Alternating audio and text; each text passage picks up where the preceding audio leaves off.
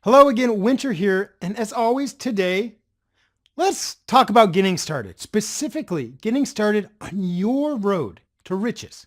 Now, the first thing I want to ask, how many goals do you have? Do you have specific goals or is it generic? Let's say you want to have $1 million in 36 months. If you have something generic in mind, it is extremely difficult to map out any path to it. And if you cannot map out the path, then it would be even more difficult for the mind to truly focus on it. Let me give you an example. Say you like going on vacations. Maybe the goal can be to specify the number of vacations per year. But what about the duration of the vacation? Who are you traveling with? What hotel are you staying in? And so on. As I said before, you need to pinpoint your exact goals. For wealth, what is your goal? Please, just think about it. Is it for retirement? Is it for financial freedom? Is it just to travel around the world and experience the sights and the sounds, or just to complete the repayment for your mortgage?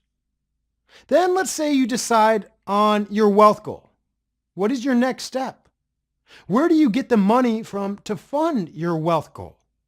If you have one big golden egg under your bed, well, that's really awesome. But in real life, that golden goose just doesn't exist.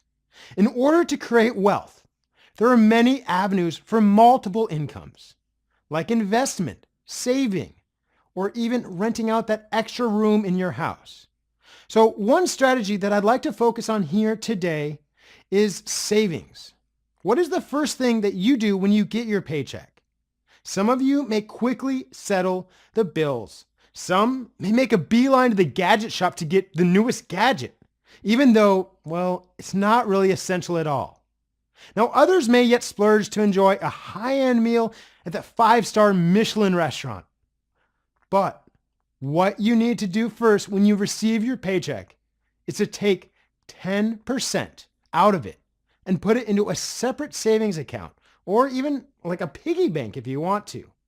However, you may protest, say your mortgage is X percent of your bill. Your transport and your meals accommodate for Y percent. And if another 10% is taken out, that leaves you with, well, no room for other monetary expenses.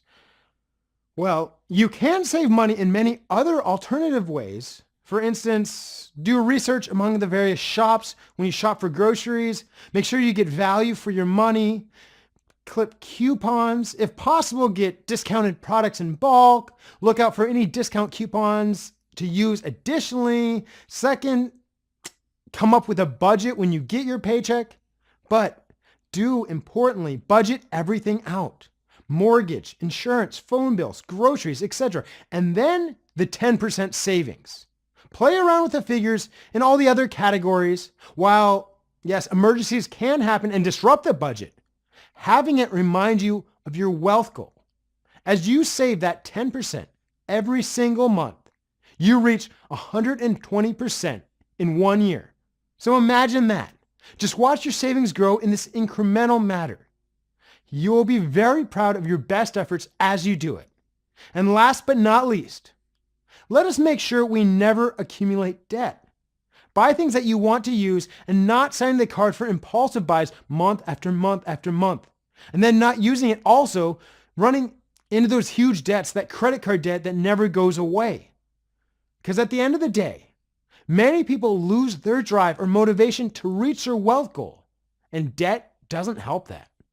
So keep your wealth goal firmly in mind, and I promise you, you'll do just fine. So with that, we've come to the end of today's video. As always, be sure to apply what you've learned today. Because remember, nothing changes if you don't do anything with all that you've learned thus far. Anyways, I'll see you in the next video. Take care. This is Winter V signing off.